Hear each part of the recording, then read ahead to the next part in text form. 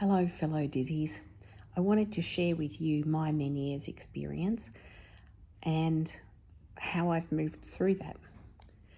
I was first diagnosed in 2002. At that point, I had a busy job and lots of interstate travel. I also had 3 kids, so I really had no time for vertigo and all of the other symptoms of Meniere's. The vertigo attacks peaked very quickly for me. I went from occasional nausea to having attacks where I was unable to stand over a 2-week period, having 3 attacks a day, heavy nausea and unable to work. So very fortunately, my sister lived next to an ear, nose and throat specialist, and lovely Jerry Crisp said, stop taking salt immediately and come and see him. So I did. The attacks eased significantly. So under Jerry's care, I was able to start on Circ as a medication. It really didn't do very much for me. I had a lot of Stemetil, which I now know is not very good for your stomach. And so persisted with the Meniere's and occasional significant vertigo attack. These happen sometimes at the most inconvenient times.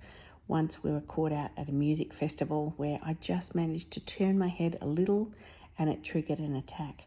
Luckily, there was a doctor there and I managed to get an injection and then slept through the whole concert. Anyway, I went on and I had got under the care of an excellent ear, nose and throat surgeon here in Canberra, Safi Albecker, and I went through a period of having 4 grommets installed. The last one was in 2013, and I used these in conjunction with a Meniere machine. These gave me reasonable control for probably 4 to 5 years, with still some breakout vertigo attacks. For me, my ears only kept the grommet in for about 15 months each, and so I had to have 4 of them to replace them. It worked out to be expensive and with a hospital excess each time and a full and general anaesthetic each time. The last one I had was in 2013, and while I had that last one in, I had 2 very serious drop attacks. Drop attacks came with no warning of the nausea, and one morning I got up, just blacked out completely, ran into the china cabinet. As I was falling, I fell on the ground, plates, glasses, all fell down on top of me. Luckily I wasn't hurt, but it was quite serious. I had another one in the garden one day and luckily fell down and out of it in the shade. But I was there for maybe a good half hour before anybody found me. So very clearly I couldn't have these drop attacks and continue a job. So Safi Albecker suggested a Gentamicin injection. So in 2013, I had a Gentamicin injection in my ear.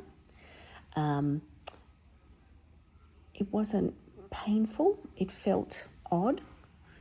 But after that, I had pretty scary 3 days of double vision.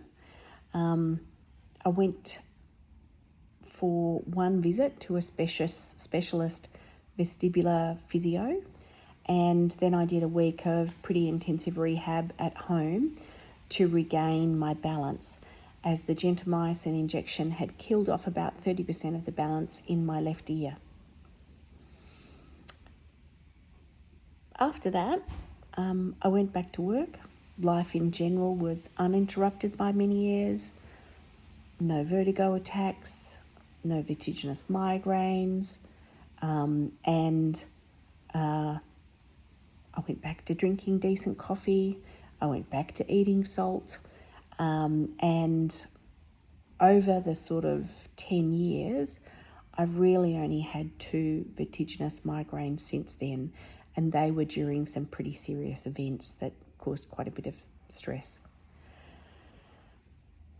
But otherwise, it completely knocked that Meniere's senseless.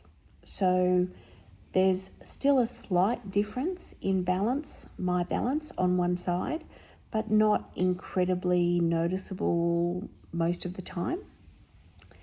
I seem now to have burnt out the nerve.